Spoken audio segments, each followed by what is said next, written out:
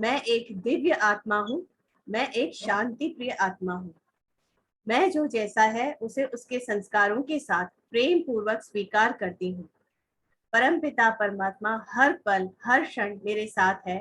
मैं परमात्मा की प्रिय फरिश्ता हूँ। मैं कृतज्ञ हूँ, मेरा परिवार स्वस्थ, सुखी व समृद्ध परिवार है।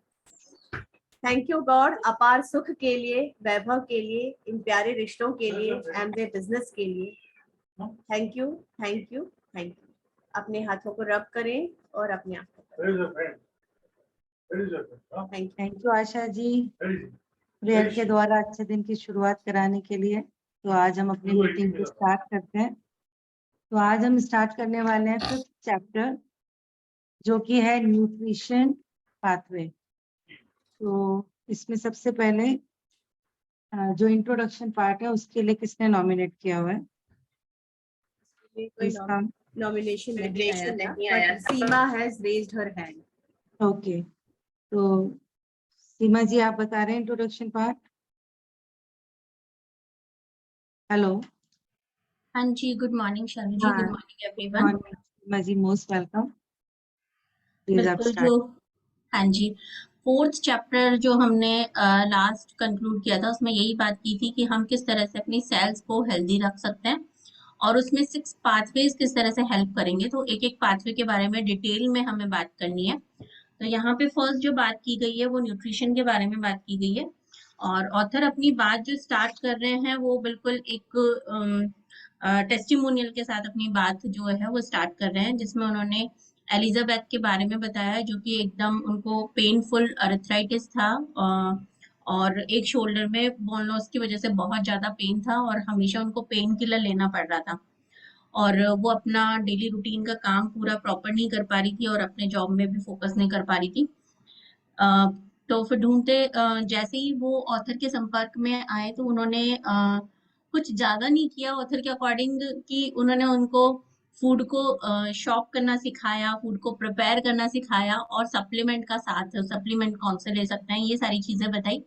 बस इतने से चेंजेस से एलिजाबेथ में बहुत ज्यादा अच्छा इम्प्रूवमेंट हुआ और वो बहुत अच्छे से जो है वो काम करने लगी और 6 फिगर इनकम जो है वो अर्न करने लगी।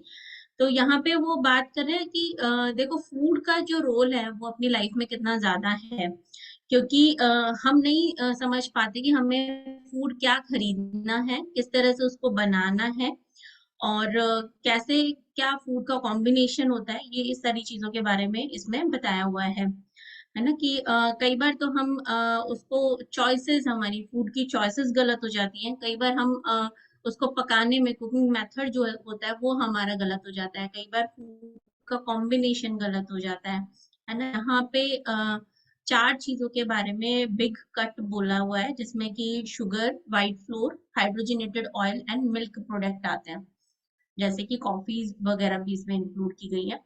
तो यहाँ पे वही बात है कि आप अपना पूरा जो लाइफ है वो आप लैक ऑफ न्यूट्रिशन में निकाल सकते हो, जिसमें कि सेल माल फंक्शनिंग होगी, डिजीज होगी, कोई ना कोई पेनफुल डिजीज, या फिर आप जो है वो गुड फूड की चॉइसेस कर सकते हो जिसमें कि आपकी सेल जो है वो हेल्दी रहेगी और आप अपना न्यूट्रिशन के साथ जो है वो हेल्दी लाइफ को अर्न कर पाएंगे। यहाँ पे बताया गया है कि जैसे कि ऐसा नहीं है जिनको कम खाने को मिलता है कम खाते हैं वो माल नरिश्ड होते हैं। यहाँ पे बोला है ओवर फेड, मतलब ज्यादा खाने के बाद भी जो है वो माल नरिश्ड होते हैं। मतलब हमारे सेल की हंगर की बात की गई है, हमारी सेल्स जो है वो भूखी रहती है, उनको प्रॉपर जो उनकी नीड है वो फुलफिल नहीं हो पाती, उनको प्रॉपर जो है वो न्यूट्रिएंट नहीं मिल पाते। तो यहाँ पे जो चीजें बताई गई हैं वो कुछ कुछ मतलब पॉइंट्स के फॉर्म में उन्होंने बताया कि जैसे 4 चीजें जो बिल्कुल हमारी डाइट में नहीं होना चाहिए, उसमें 4 चीजें शुगर, मैदा और ऑयल, प्रोसेस्ड ऑयल और मिल्क की बात की गई। और फिर बात की गई कि जो सेल्स अनहेल्दी प्लांट से मिली है या अनहेल्दी एनिमल से मिली है वो हमारी हेल्दी सेल्स नहीं बना सकते। मतलब फूड जो हम ले रहे हैं वो अनहेल्दी प्लांट से नहीं होना चाहिए। जैसे कि अगर हमने कोई फ्रूट खाया लेकिन उन वो फ्रूट को जब ग्रो किया गया था उसमें इंसेक्टिसाइड यूज किए गए थे, पेस्टिसाइड यूज किया गया था, वो प्लांट खुद अनहेल्दी था, तो उसको खा के हमारी सेल को हेल्प नहीं मिल पाएगी। केमिकल्स अगर उसमें यूज हुए थे। दूसरी बात यहाँ पे थी कि यहाँ पे हम जो बात कर रहे हैं, हमें ज्यादातर फूड जो है वो रॉ खाना चाहिए। कई बार जो है हम अपने फूड को कुकिंग में भी डैमेज कर देते हैं। हमारा कुकिंग मेथड इस तरीके से होता है कि उसमें जो वाइटल न्यूट्रिएंट्स हैं वो डैमेज हो जाते हैं। अगर वो हाई टेम्परेचर पे पकाया गया है फूड, तो उसकी वजह से भी हमारे कुछ पावरफुल न्यूट्रिएंट जो है वो डैमेज हो जाते हैं। कई बार हम हैंडलिंग में और प्रिपरेशन मेथड में गड़बड़ कर देते हैं, मतलब फ्रूट को पकने से पहले ही तोड़ लिया जाता है, हार्वेस्ट कर लिया जाता है, फिर उसको रेफ्रिजरेटर में कोल्ड स्टोरेज में रखा जाता है, और फिर उसके बाद जब हम उसको कंज्यूम कर रहे होते हैं रियल में, तो हमारे पास उसके उतने न्यूट्रिएंट नहीं होते जितना कि हम फ्रेश समझ के उसको खा रहे होते हैं। और फिर जो बात की गई है कि कई बार सप्लाई करते वक्त भी डिस्ट्रक्शन हो जाता है, क्योंकि उसमें वही रेफ्रिजरेशन स्टोरेज होता है, और कई बार जो है उसमें प्रिजर्वेटिव जो है वो यूज कर लिए जाते हैं। लॉन्ग पीरियड लगता है, टाइम बहुत ज्यादा लग जाता है उसको सप्लाई करते वक्त, तो भी उसमें विटामिन मिनरल्स जो है वो लॉस्ट हो जाते हैं। और इन सब चीजों के बाद जब फूड हमारे पास आ गया, तो हमने उसको कैसे खाया, कितना च्यू करा, कैसे पकाया, और क्या कॉम्बिनेशन में हमने खाया, तो ये सारी चीजें जो है वो बहुत ज्यादा मैटर करती हैं सेल के न्यूट्रिशन के लिए, इफेक्टिव डाइजेशन के लिए। तो और दूसरा जो बताया है वो सप्लीमेंट के बारे में बताया है। हम कई बार जो है वो रॉन्ग सप्लीमेंट भी चूज कर लेते हैं, मतलब मार्केट में बहुत सारे सप्लीमेंट अवेलेबल है, वो कितने सही है कितने नहीं है, तो उसके ऊपर भी बहुत ज्यादा फर्क पड़ता है कि हमें वो चीज भी बहुत ध्यान रखनी चाहिए कि सप्लीमेंट अगर हम ले रहे हैं तो वो प्रॉपर सप्लीमेंट हम ले पाए। तो इतना ही है फर्स्ट टॉपिक में, और फिर उसके बाद सेकंड टॉपिक स्टार्ट हो रहा है, starvation on a full stomach. ये कोई और शेयर करना चाहे तो। Thank you. Thank you so much Seema ji. बहुत सारा मतलब पूरा इंट्रोडक्शन पार्ट था वो आपने पूरा एक्सप्लेन कर दिया। तो मेन यही है कि जब तक हम पूरे न्यूट्रिएंट्स नहीं देंगे अपने सेल्स को, तो प्रॉपर तरीके से वो वर्क नहीं करेंगे, केमिकल रिएक्शंस नहीं होंगी, और केमिकल रिएक्शंस नहीं होंगी तो जो भी एनर्जी वो प्रोड्यूस करना चाहती है, काम करना चाहती है, वो हो नहीं पाएगा, है ना। और हम लोग सोचते हैं कि हम बहुत अच्छा खा रहे हैं, तो ये भी बताया गया कि पहले ही काट लेते हैं। जैसे एक पपीता ही है, अगर उसको पहले कच्चा तोड़ लिया जाता है, या केला है, तो उनको फिर मसाले डाल डाल के उनको पकाया जाता है, फिर वो हम तक आते हैं, फिर ऐसे। तो जब तक वो हम तक आते हैं तो वो उनके अंदर जो फ्रेशनेस होती है वो तो बचती ही नहीं है, ना न्यूट्रिशन बचता है। तो और हम लोग वही चीजें खा रहे होते हैं, तो जो भी हमें मिल रहा है वो प्रॉपर मात्रा में नहीं मिल रहा है। तो नेक्स्ट पार्ट कौन एक्सप्लेन करना चाहेगा? भरे पेट मतलब कुकर है ना, मेरे पास अभी हिंदी वाली है, इंग्लिश वाला। Starvation on full stomach. हाँ, कौन एक्सप्लेन करना चाहेगा? Please raise your hand. हम लोग कहते हैं ना कि हमने भर पेट के खाना खा लिया, मैंने पूरा पेट भर भर के पास्ता खा लिया, या मैंने 4 रोटी खा ली, मेरा पेट पूरा भर गया, लेकिन उस खाने के अंदर पोषण कितना है, उसमें न्यूट्रिशन कितना है? हम भरे पेट होने के बाद में भी भूखे रहते हैं। भूखा रहने का मतलब यह है कि हमने पेट तो भर लिया, लेकिन उसके अंदर पोषण क्या गया, कितने विटामिन गए, कितना मिनरल, क्या क्या चीजें जो हमें चाहिए थी वो कितनी सारी गई हैं। तो ये बोला कि अमरीकी खाते बहुत हैं, लेकिन खाने के बाद में भी वो भूखे रहते हैं, चाहे वो कितने भी मोटे क्यों ना हो, है ना, कितने मोटे पेट वाले क्यों ना हो, लेकिन भर पेट के खाते हैं, लेकिन वो सोते भूखा ही है। भूखा इन द सेंस कि उनके अंदर न्यूट्रिशन तो कुछ भी नहीं होता, जो भी वो कैलोरीज ले रहे हैं वो कैलोरीज खाली होती हैं, उनके अंदर कोई भी न्यूट्रिशन नहीं होता। वो सिर्फ हमारी बॉडी के अंदर फैट जमा कर रहे होते हैं, बीमारियां जमा कर रहे होते हैं, वो सेल को कोई भी न्यूट्रिशन नहीं देते हैं। और कोई इसको करना चाहेगा? आशा जी, आप बताना चाहेंगे? हैंड रेज किया था। जी। सो स्टारवेशन ऑन फुल स्टमक का मतलब है कि आप खा तो लेते हैं, सो कहते हैं अंडर नरिश्ड होते हैं, तो over fed but under nourished. We try to achieve the impossible. कैसे? Because we try to maintain health. हम हेल्थ को मेंटेन करते हैं ईटिंग अ डाइट, एक ऐसा डाइट खा के हेल्थ मेंटेन करते हैं जो हमें कोई हेल्थ नहीं प्रोवाइड कर सकती। ऑल्दो हमारे स्टमक फुल होंगे, लेकिन माल न्यूट्रिशन होता है। यहाँ पर माल न्यूट्रिशन इस तरह से होता है कि जो खाना चाहिए वो नहीं खाते हैं, और जो नहीं खाना चाहिए, जो हमारे शरीर के लिए खराब है, वो खाते हैं। इसके अंदर बहुत से एक दोष जो है मैन्युफैक्चरर्स का भी होता है, क्योंकि मैन्युफैक्चरर्स हमेशा क्वालिटी के बजाय वो क्या देखते हैं कि शेल्फ लाइफ उसका कितना है, वो कैसे दिखता है, मतलब अट्रैक्टिव है कि नहीं पैकेज, टेस्ट अच्छा होना चाहिए, क्योंकि टेस्ट से लोग बार बार उसको खाने की मतलब खाने के लिए आते हैं। फिर मार्केटेबिलिटी होनी चाहिए उसकी, और न्यूट्रिटिव हेल्थ को बिल्कुल ध्यान नहीं देते हैं। और फिजिशियंस भी न्यूट्रिशन के एजुकेशन लैक करते हैं, जैसे कि हमने पढ़ा ही है कि ज्यादा उन्हें पता नहीं होता है। वो भी जो स्टैंडर्ड डाइट बताते हैं वो सारा न्यूट्रिशन हमें नहीं दे पाते। और फोर वर्स्ट चॉइसेस जैसे सीमा बता ही चुकी है, और ये चैप्टर में पूरा उसी को डिस्कस भी किया हुआ है कि sugar, white floor, processed oils और मिल्क प्रोडक्ट्स जिसको अवॉइड करना चाहिए। ये फूड्स को कंज्यूम करते हैं तो कहते हैं कि 100% गारंटी है कि आपको डिजीज हो जाएगी, क्योंकि इनके अंदर न्यूट्रिशन बहुत कम होता है और ये टॉक्सिसिटी ज्यादा पैदा करते हैं।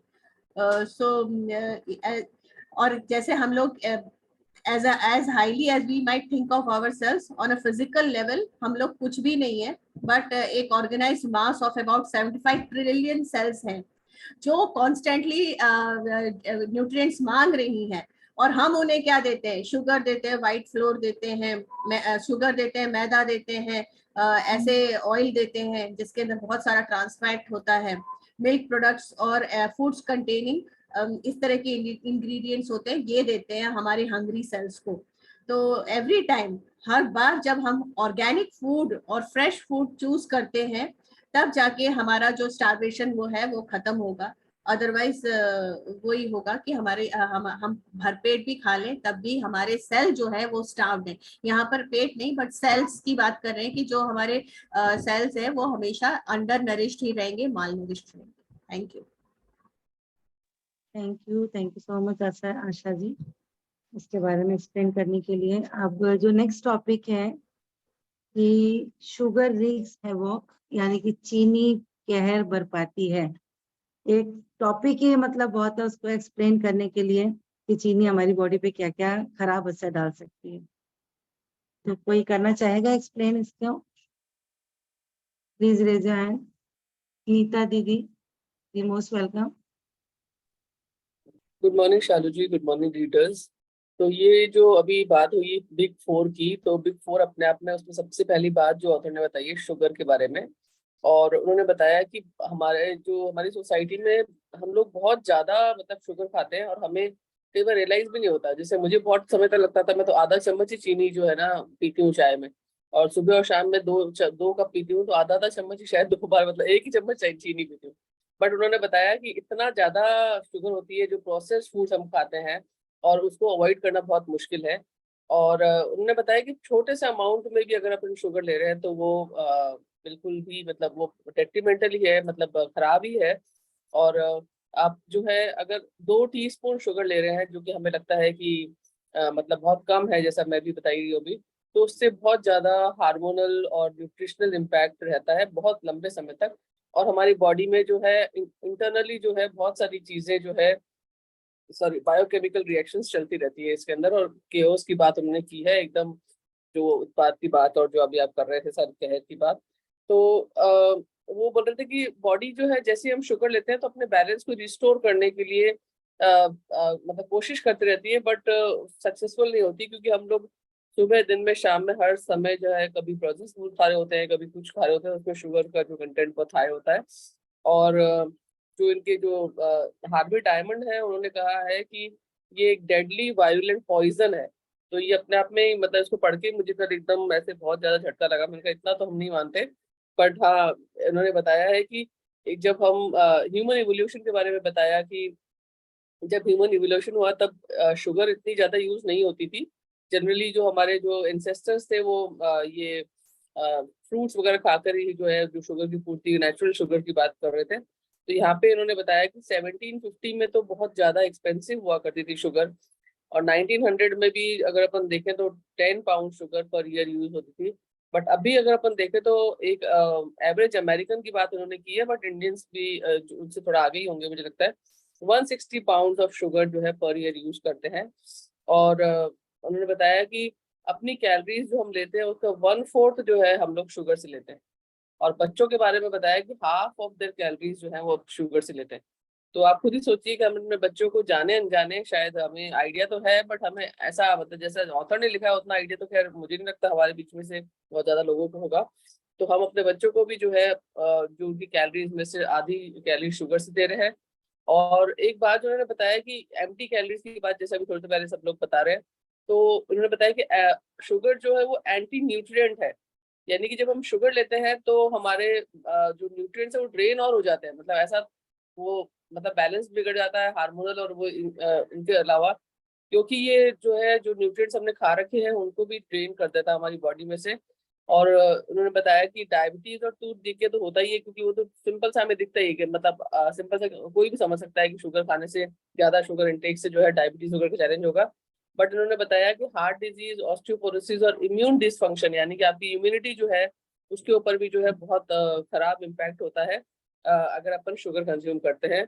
अगर हम इन्होंने एक छोटा सा एग्जांपल जो बताया है कि अगर हम कॉमन कोल्ड वगैरह जो हो जाता है, अगर किसी को हो गया है तो आप उसको बताएं कि आपको शुगर जो है छोड़ देनी चाहिए। तो और उसके अलावा उन्होंने बताया कि हमें कई बार ऐसा तो लगता है कि हार्ट डिजीज हुआ है, कोलेस्ट्रॉल और हार्ट डिजीज का तो हमें कोरिलेशन समझ में आता है, बट शुगर उससे भी बड़ा कॉज है हार्ट डिजीज का। और इन्होंने इसमें ज्यूस का एग्जांपल दिया है जो पहले यमन में रहते थे, शुगर कम कंज्यूम करते थे और बहुत एनिमल फैट खाते थे बट उनको कोई हार्ट डिजीज नहीं थी। पर यहाँ पर जब वो इसराइल शिफ्ट हुए तो शुगर के इंटेक के साथ ही जो है हार्ट डिजीज बहुत ज्यादा बढ़ गई। अब जब शुगर एंटी न्यूट्रिएंट है तो हमने कई बार ये सुना भी है कि ये कैल्शियम को जो है अपनी बॉडी में से निकाल देती है ना, थ्रू यूरिन।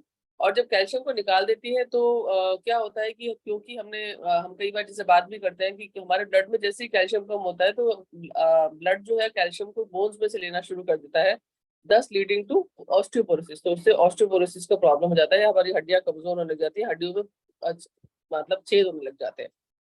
और उन्होंने बताया कि बहुत सारे मिनरल्स की डेफिशिएंसी भी कॉज कर देती है शुगर, जैसे कैल्शियम, क्रोमियम, मैग्नीशियम और जिंक। और जब हमारी बॉडी में ये मिनरल्स नहीं होते तो बहुत सारे डाइजेस्टिव एंजाइम्स भी जो है प्रोड्यूस नहीं हो पाते जो कि डाइजेशन को अच्छा करते हैं। और इन्होंने ये भी बताया कि जब हम ज्यादा शुगर वाले लेते हैं फूड्स तो उससे एलर्जेंस भी जो है बहुत ज्यादा एलर्जीज भी कॉज हो जाती है।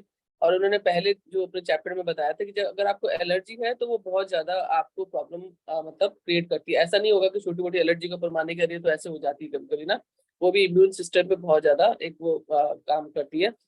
और उन्होंने बताया एड्स की बात भी जब कर रहे थे तो इम्यून सिस्टम जब डैमेज हो जाता है शुगर की वजह से तो हमारी बॉडी ससेप्टेबल हो जाती है, बहुत ज्यादा वल्नरेबल हो जाती है इम्यून रिलेटेड डिजीजेस के लिए भी। और शुगर क्या करती है कि कैल्शियम फास्फोरस जो है उसका कैल्शियम इज टू फास्फोरस का इम्बैलेंस बढ़ा देती है।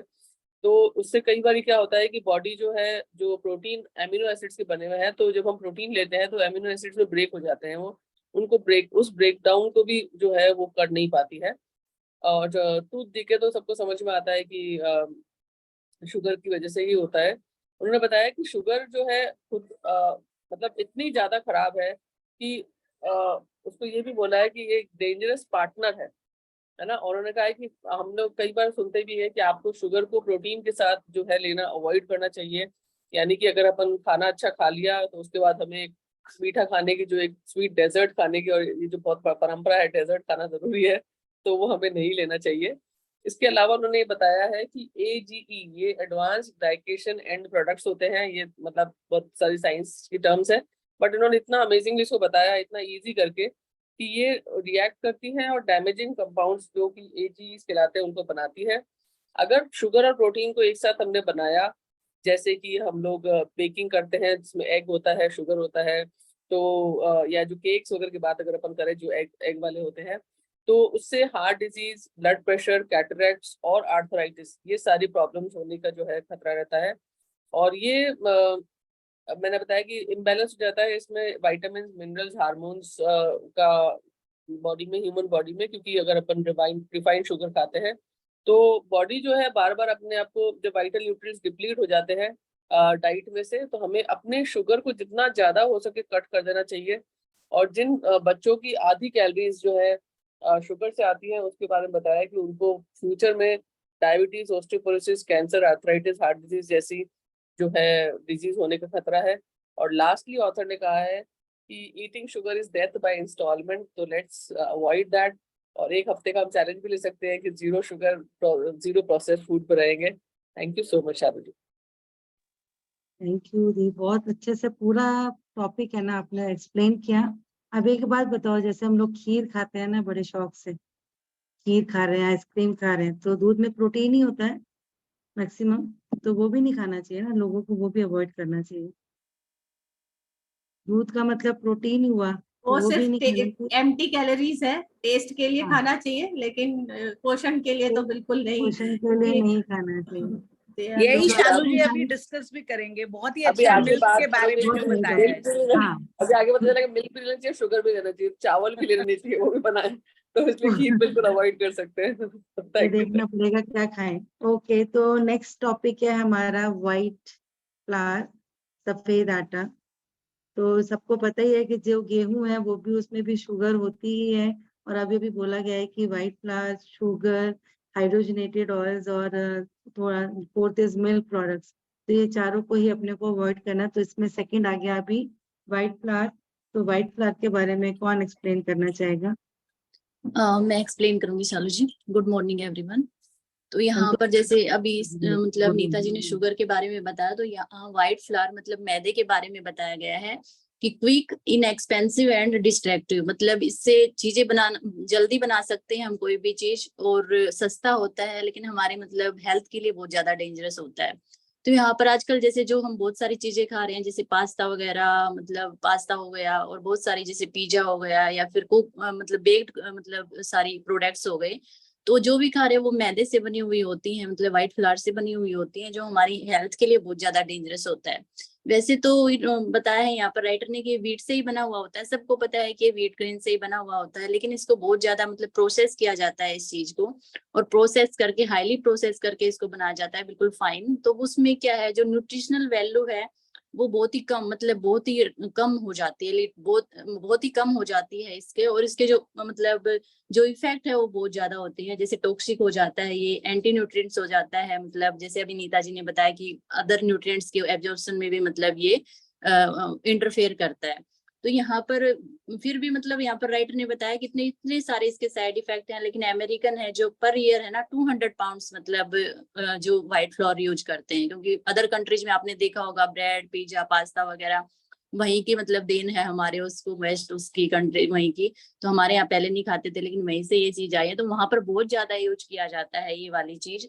और उन्होंने बताया है कि जब वैसे व्हीट से जब हम व्हाइट फ्लावर वो करते हैं, मैदा बनाते हैं, तो इसमें बहुत सारे न्यूट्रिएंट्स हैं जो कम हो जाते हैं, जैसे उन्होंने बताया कि कैल्शियम है 60% कम हो जाता है, मैग्नीशियम 77% कम हो जाता है, जिंक है जो 78, cobalt 89, vitamin E 98, vitamin B 80, 75 folic acid, और जो फैटी एसिड और फाइबर है वो बहुत मात्रा में मतलब कम हो जाते हैं जब हम व्हाइट फ्लावर यूज करते हैं। तो इन्होंने बताया है कि जैसे बहुत ज्यादा यूज हो रहा था अमेरिका में, तो 1941 में गवर्नमेंट ने इसकी तरफ ध्यान दिया कि भाई बहुत ज्यादा मतलब व्हाइट फ्लावर यूज हो रहा है, जिसकी वजह से सीवियर प्रॉब्लम आ रही है, हेल्थ चैलेंजेस आ रहे हैं। तो उन्होंने कुछ मतलब इनरिच्ड फ्लावर के नाम से थोड़ा सा उसमें ऐड किया व्हाइट फ्लावर पे। तो उसमें जो पहले वाला व्हाइट फ्लावर था उसमें 25 न्यूट्रिएंट्स मतलब नहीं थे, जैसे 25 न्यूट्रिएंट्स नहीं थे, लेकिन राइटर ने बोला है कि एक मुट्ठी भर मतलब उसमें थोड़े से ऐड कर दिए गए। जैसे आजकल जो हम ब्रेड खा रहे हैं, ब्रेड को मल्टीग्रेन का नाम दे दिया गया कि मल्टीग्रेन ब्रेड है, ठीक है। पीयूष मतलब भाभी ने एक वीडियो भी डाला था जिसमें बहुत सारी चीजें दिखाई गई थी कि भी किस तरीके से मतलब इंग्रेडिएंट्स कितने हैं, जैसे सीरियल है, सीरियल विद नट्स, मतलब इस तरीके से वो चीज कर दी गई, तो उसमें थोड़े से न्यूट्रिएंट्स डाल दिए गए जो काफी नहीं थे। तो यहाँ पर आगे मतलब बताया गया है कि व्हाइट फ्लावर जो हमारे मतलब स्टमक को फुलफिल कर देता है, जैसे व्यासा जी ने बताया कि भाई मतलब हमारा पेट तो भर जाता है, जो न्यूट्रिशनल वैल्यू है वो हमें नहीं मिल पाती, जिसकी वजह से बहुत सारी प्रॉब्लम, डेफिशिएंसीज क्रिएट होती हैं। तो यहाँ पर बताया गया कि व्हाइट फ्लोर जैसे मैदा होता है उसमें फाइबर नहीं होता, ठीक है, बिल्कुल भी, जैसे मोटा अनाज जैसे यूज करते हैं उसमें फाइबर होता है, लेकिन उसमें फाइबर नहीं होता, जिससे हमारे डाइजेशन में बहुत ज्यादा प्रॉब्लम होती है, बाउल मूवमेंट और टॉक्सिन रिमूवल में बहुत सारी प्रॉब्लम होती हैं, जिसकी वजह से कॉन्स्टिपेशन, बवासीर या रेक्टल कैंसर जैसी मतलब बीमारियां हो सकती हैं। तो यहाँ पर बताया है राइटर ने कि भी वाइट मतलब मैदे को इग्नोर करना इतना इजी नहीं है, क्योंकि डे टू डे लाइफ में बहुत सारी चीजें हैं मतलब जो वो बनी हुई हैं, लेकिन अगर हमें हेल्दी रहना है तो हम इसको कट ऑफ करना पड़ेगा बिल्कुल अपने उससे, और अपने मतलब जैसे व्हीट ग्रेन वगैरह और फलियां वगैरह इस तरह की डाइट को अपने मतलब वो प्रेफरेंस देनी पड़ेगी।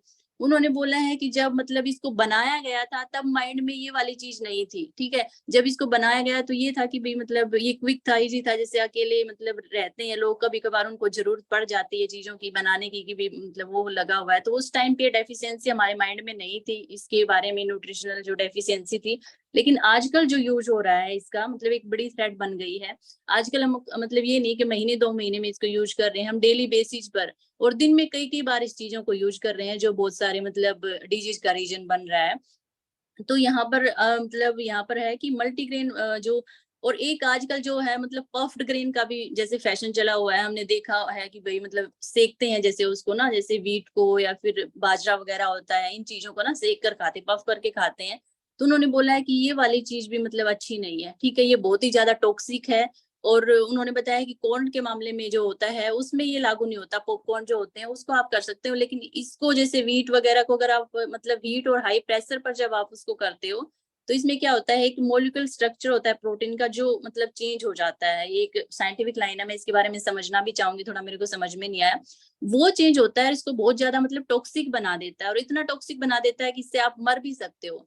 तो इसमें मतलब एक राइटर का दिया हुआ है स्ट्रीट, पॉल स्ट्रीट ने अपनी फाइटिंग द फूड जायंट्स में मतलब बोला हुआ है कि भाई जैसे उसने एक एक्सपेरिमेंट किया था रेड के ऊपर, मतलब जैसे कुछ रेड्स को उसने होल ग्रेन दिया, मतलब होल व्हीट ग्रेन दिया, और कुछ को पफ्ड ग्रेन उन्होंने दिया। तो उन्होंने देखा कि जो मतलब होल ग्रेन खा रहे हैं वो मतलब हेल्दी रहे, लेकिन जिनको पफ्ड दिया गया था वो लगभग मतलब 2 साल मतलब 2 हफ्ते के अंदर ही वो मर गए। तो इतना टॉक्सिक है जो हम खा रहे हैं इस चीज को ना, तो हमें ये चीज से भी बचना चाहिए।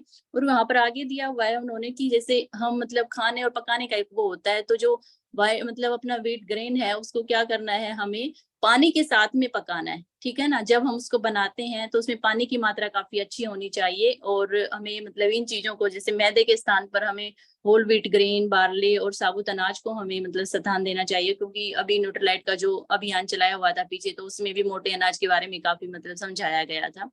तो थैंक यू मिस सालू जी, मैंने इतना किया था। और अगर मिसलीडिंग चॉइस के बारे में कोई नहीं बता रहा तो मैं थोड़ा सा उसके बारे में भी बताना चाहूंगी। Thank you Santosh ji. संतोष जी अभी कंटिन्यू कर सकते हैं क्योंकि इसी के साथ का ही है। 7:58 हो गए हैं, चलेगा, अभी कंटिन्यू कर सकते हैं। वो मिसलीडिंग चॉइसेस हो जाता है क्योंकि छोटा सा ही है। ठीक है संतोष जी, आप कंटिन्यू कर दीजिए प्लीज। हाँ जी, क्योंकि इन स्टार्टिंग एलिजाबेथ का यहाँ पर एग्जांपल दिया गया था कि उनको सीवियर प्रॉब्लम थी आर्थराइटिस की, तो उन्होंने मतलब जब राइटर ने उनको बोला कि भाई आपको शुगर वो कम कट करना पड़ेगा, तो उन्होंने बोला कि मैं तो शुगर खाती नहीं हूँ, बहुत ही मतलब कम खाती हूँ। लेकिन फिर उन्होंने बताया कि आप शुगर डायरेक्ट नहीं लेते, लेकिन और बहुत सारी चीजें हैं, बेवरेजेज वगैरह जैसे आप वो करते हो, या प्रोसेस फूड आप खाते हो, इस तरीके से बहुत सारा मतलब हमारा पिस्ता पाजा, इन चीजों में जो प्रोसेस जो शुगर होती है वो आपके लिए मतलब वो है। तो उनको समझ में आया कि किस तरीके से उनको नुकसान दे रही है। सेकेंडली उन्होंने व्हाइट फ्लोर के बारे में भी वहां पर बताया कि किस तरीके से, जैसे मैंने अभी बताया कि बहुत सारी चीजों में मतलब ये नुकसान करता है। तो इस तरीके से मतलब अगर हम जाएं तो मिसलीडिंग चॉइसेस बहुत ज्यादा हो जाती हैं हमारे लिए ना, हमें पता नहीं होता कि हम जाने अनजाने में क्या खा रहे हैं। अगेन वही बात आ जाती है कि जैसे ब्रेड है, हम ब्रेड लेकर आए हो कि हम तो हेल्दी खा रहे हैं, ठीक है ना, हेल्दी मतलब व्हाइट ब्रेड नहीं खा रहे हम, मतलब व्हाइट ब्रेड नहीं खा रहे लेकिन व्हीट ब्रेड खा रहे हैं। तो मतलब वहां पर गेहूं का बना हुआ हमें लगता है, लेकिन उसके अगर इंग्रेडिएंट्स देखें हम तो वहां पर बहुत ही कम मात्रा में वो चीजें मिलती हैं हमें, या फिर सीरियल में देखें तो हमें इंग्रेडिएंट्स उनके चेक करने चाहिए। हमें मिसलीड किया जाता है थ्रू एड के जरिए, मतलब जो एड होती है टीवी में कि इसमें इतना वो है, इतना प्रोटीन है, वो चीजें। तो मिसलीडिंग चॉइसेस से हमें बचना चाहिए, और जो हेल्दी चॉइसेस हैं वो हमें अडॉप्ट करनी चाहिए यहाँ पर ना। Thank you so much Sanu ji. Thank you so much Santosh ji. अब 8 बज गए हैं, तो अब नेक्स्ट टॉपिक फिर हम कल पे कंटिन्यू करें। तिलक सर, आप हैं तो प्लीज आगे थोड़ा सा इसके बारे में बताएं, चैप्टर के बारे में। Good morning. थैंक यू सालू जी।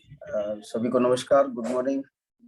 कल इसके आगे वाला ही कवर करते हैं और फिर तो मेरे ख्याल से नेक्स्ट डे में पूरा हो जाएगा चैप्टर, तो डिटेल में सारी चीजों को रिवीजन के तौर पे भी अपन लेंगे। फिलहाल टू बी वेरी ऑनेस्ट, आज तो मैं सिर्फ और सिर्फ एक श्रोता के रूप में मीटिंग में मौजूद हूँ। मैंने कल कुछ भी नहीं पढ़ा और ये किताब मेरे लिए नई है। मैंने सिर्फ लास्ट के 2 पार्ट इसके पढ़े हुए हैं, बाकी मैंने पहले पढ़ा हुआ नहीं है। सो परसों इसके बारे में डिटेल में बात करते हैं, चैप्टर ये कौन सा 5 वाला के बाद। Thank you.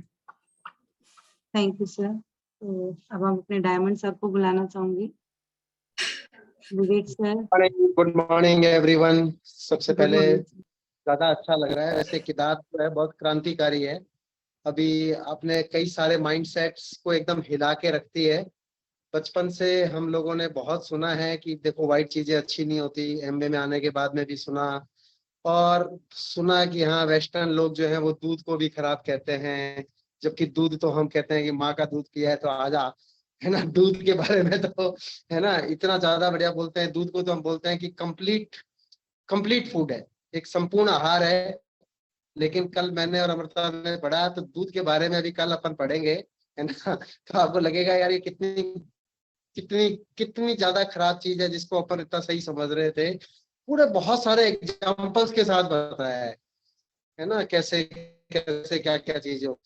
तो इन सब चीजों के बारे में पीयूष के आशा जी, सीमा, नीता, शालू जी और सारे के सारे लोग जितने भी हैं, अपन अच्छे से डिस्कशन करेंगे कल भी। और मतलब चीजों को समझने की बात है, क्योंकि ये हमारी लाइफ से जुड़ी हुई चीज है। न्यूट्रिशन सबसे इम्पोर्टेंट चीज है और लाइफ के साथ साथ ये हमारे बिजनेस के साथ में भी जुड़ी हुई चीज है। तो बहुत ज्यादा ये क्रांतिकारी होती है किताबें और पूरे रिसर्च के साथ बैक्ड होती है। अगर इतना ही अच्छा होता तो इतनी काफी हेल्प होती ना हम सब लोगों की। कितनी हेल्थ की प्रॉब्लम्स हैं, उसमें तो बताया है कि कैसे कैल्शियम को निकाल लेता है दूध। लोग पीते हैं दूध कैल्शियम को लेने के लिए, लेकिन वो कैल्शियम देने की जगह कैल्शियम हड्डियों से ले लेता है। कैसे ये सब चीजें हो जाती है। आज बताया कि कैसे पेट तो पूरा भरा हुआ है, फुल स्टमक है, लेकिन जो है वो वास्तव में न्यूट्रिशन बिल्कुल भी नहीं है, यानी स्टारवेशन हो रहा है, यानी भूख मर रहे हैं हम भरे हुए पेट, है ना। कहते हैं कि जितने ज्यादा रिच लोग हैं लेकिन विटामिन डी की कमी हो रही है। तो बहुत अपन सब लोगों के लिए इंपॉर्टेंट टॉपिक है, क्योंकि न्यूट्रिशन के अंदर हम सब लोगों को एक्सपर्ट होना ही है। काफी सारे लोग उसके करीब हैं, काफी सारे लोग उसको कर रहे हैं। तो बहुत बढ़िया से आपने शालू जी होस्टिंग भी की और कल भी इस टॉपिक को अपन बहुत अच्छे तरीके से आगे बढ़ाएंगे। और आज हमारे डायनेमिक लीडर, हम सब लोगों के चहेते विश्वास का बर्थडे है, तो आप सब लोग उनको मैसेज के अंदर लिख ही रहे हैं, बोल के बता ही रहे हैं, है ना, कि कितना वो एक रोल मॉडल के रूप के अंदर सब लोगों के लिए काम करते हैं। एकदम एक कंप्लीट। कल हम लोगों ने अटेंड किया था। हाँ आपको मौका देता हूँ, सब लोग बोल सकते हैं एक बार जोर से। आशा जी बहुत बढ़िया अपनी आवाज के अंदर उनके लिए गाना भी गा सकती हैं हैप्पी बर्थडे वाला। हैप्पी बर्थडे विश्वास। Happy birthday to Happy you. birthday to Happy you. birthday to Vishwas. Vishwas. Happy birthday to you. Birthday boy अगर यहाँ पर है मीटिंग में तो अपना चेहरा दिखाए सुबह सुबह हमें। Thank you so much. Thank you everyone. Thank you Vivek sir. Happy birthday Vishwas, God bless you. Thank you जी. birthday, sir. Happy birthday Vishwas ji. Thank you. Happy birthday. Happy birthday. Thank you. Thank you everyone. Happy birthday to you. विश्वास जी। Thank you sir. Thank you. तो Thank you अब so हम much. Affirmation की तरफ चलते हैं। तो affirmation कौन करवाना चाहेगा? अगर कोई नहीं है तो मैं ही करा लूंगी। जी मैं कराऊंगी शालू दी। रेनू रिकोस्टा बात कर रहे हैं। Thank you Shalu the. Good morning leaders. हम सभी हाथ जोड़ेंगे और अपने अफर्मेशंस मेरे जी भैया जी। अगर हम बात कर लें कल के लिए, कल सैटरडे है, तो लास्ट टाइम मैंने देखा कि क्विज जो है उससे काफी फायदा हुआ था। तो अगर हम कल जहां तक पढ़ा है 4th चैप्टर और 5th जहां तक पढ़ा है, अगर क्विज करें तो भैया कैसे रिकमेंड करते हैं? क्योंकि कल भी 5th चैप्टर कंप्लीट तो नहीं होगा और हम आगे बढ़ जाएंगे। तो इन केस क्विज करें तो I think that would be great. हम लोगों का रिवीजन भी हो जाएगा और काफी इंटरेस्टिंग भी था लास्ट टाइम। चैप्टर 4 का ही होगा क्या रिवीजन, या चैप्टर 5 अभी तक जितना पढ़ा जहाँ है वो तक भी अभी include तक करेंगे? जितना पढ़ा है वहाँ फोर्थ, हाँ फोर्थ कंप्लीट और फिफ्थ में हमने मिसलीडिंग चॉइसेस तक। मिसलीडिंग चॉइसेस तक अगर कर लें तो आई थिंक काफी यूजफुल है। ये दोनों ही चैप्टर बहुत ही अच्छे अभी तक हम लोगों ने पढ़े हैं, और कुछ कुछ पॉइंट्स ऐसे हैं जो कि हमने मतलब पढ़ते टाइम स्किप भी किए हैं। वैसे स्किप नहीं बोल सकते क्योंकि ऐसे तो सारा कंक्लूजन में पता लग रहा है, बट फिर भी इंटरेस्टिंग फैक्ट्स वगैरह हैं इसके अंदर जिनको अगर हम लोग क्विज के थ्रू कवर करें। हम तो स्किप नहीं करते हैं पर स्किप हो जाते हैं। हाँ वही क्योंकि तिलक जी को तो ध्यान नहीं है। जब आपने क्विज ली थी तो मतलब ऐसा लग रहा था, मैं उस दिन था नहीं, आई डोंट नो क्यों नहीं था, लेकिन उसके बाद मैंने पूरी रिकॉर्डिंग सुनी थी तो मैं यही देख रहा था, अरे ये था क्या कहीं पे, मतलब मुझे ऐसा खुद को लगा कि यार ये क्वेश्चन कहाँ से लेके आए हैं। हाँ लास्ट टाइम सर बहुत ही हम बार बार पूछ रहे थे कि यही चैप्टर में से आशा जी तो बार बार यही पूछ रही थी, ये कहाँ से पूछ रहे हो, कौन से टॉपिक से पूछ रहे हो। अभी सीमा जी ने बोला है कि कौन ले रहा है? थर्ड चैप्टर को भी इंक्लूड करना है। यस तो नीता जी प्रिपेयर कर रही है। वेरी गुड नीता, बहुत बढ़िया। तो कल क्विज भी करेंगे। बहुत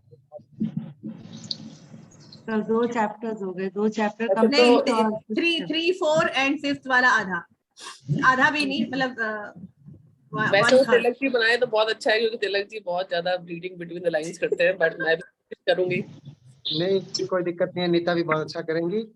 अब अफर्मेशन के लिए हम बुलाते हैं रेणु दीदी को। रेणु दीदी, थैंक यू भैया, थैंक यू। और आज मेरे से भी एक गलती हो गई, मैंने भी पीयूष दीदी और साकेत जी को बुलाना भूल गई। सॉरी दी और भैया सॉरी। कोई जरूरत ही नहीं थी, आपने बिल्कुल सही किया, और जहाँ जरूरत होती है तो हम तो टपक जाते हैं। नहीं सॉरी। तो शैल I start?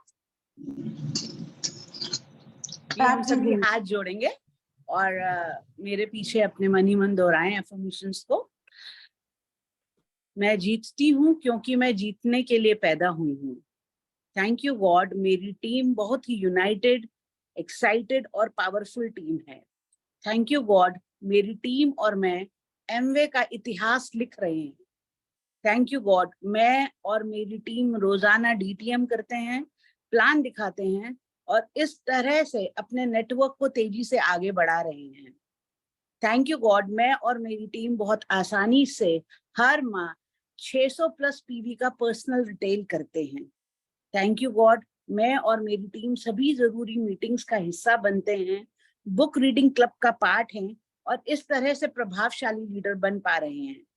Thank you God, मैं सभी पॉडकास्ट को सुनती हूँ और लगातार अपने अपलाइन के संपर्क में रहती हूँ। थैंक यू गॉड, मैं अकाउंटेबल हूँ और टीचेबल हूँ। थैंक यू गॉड, जल्दी जल्दी मेरी और मेरी टीम के सभी सदस्यों की पिन चेंज हो रही है। थैंक यू गॉड, मेरे और मेरी टीम के सदस्यों के सभी सपने पूरे हो रहे हैं। थैंक यू गॉड, मैं अपनी टीम के सपनों में शामिल हो पा रही हूँ। थैंक यू गॉड, इतनी शानदार बिजनेस अपॉर्चुनिटी देने के लिए। थैंक यू गॉड, अच्छे स्वास्थ्य के लिए, अपार सुख के लिए और वैभव के लिए। Thank you God, I am a diamond. Thank you God, I am a diamond. Thank you God, I am a diamond.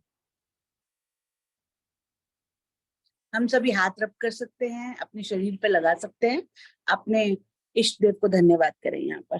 Thank you, thank you, thank you so much. Back to the host. Thank you Renu दीदी, Thank you so much. Thank you everybody. Go आज everybody. का दिन सबका Thank बहुत you. Great hosting.